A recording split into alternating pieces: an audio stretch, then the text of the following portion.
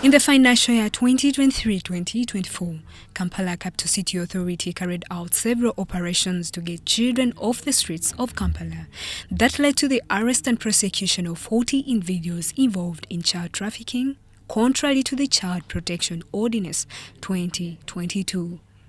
Over 1,000 children who were roaming the streets of Kampala were rescued and taken to Masulita Children's Home for rehabilitation. We have a partnership with the key organizations like Uganda Women's Effort to Save Orphans, USO, Dwelling Places, Ministry of Gender, Labor and Social Development, to provide these children with the care and support they need to reintegrate into society.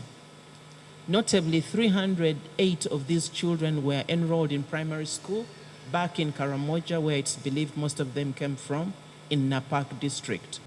These children often take advantage of traffic jam and strategic business areas to beg for money as a means of survival. Sometimes people in the public who do not know, they want to give money to these children to get their dirty hands off the car.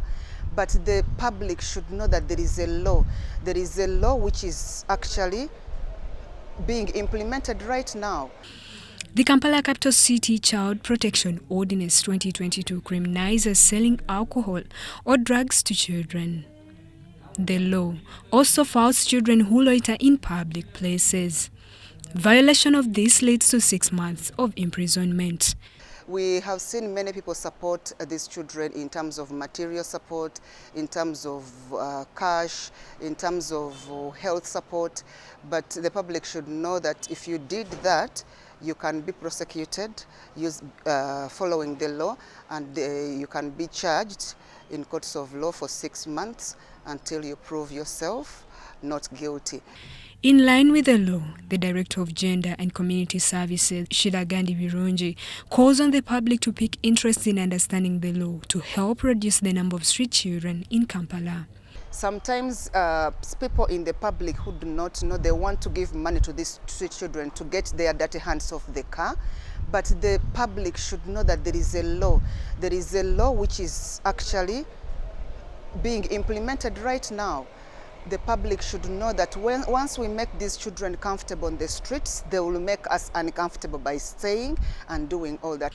On the other hand, government has been urged to increase funding for community services in the city to enable KCCA's fight against the vice of bringing children to these streets.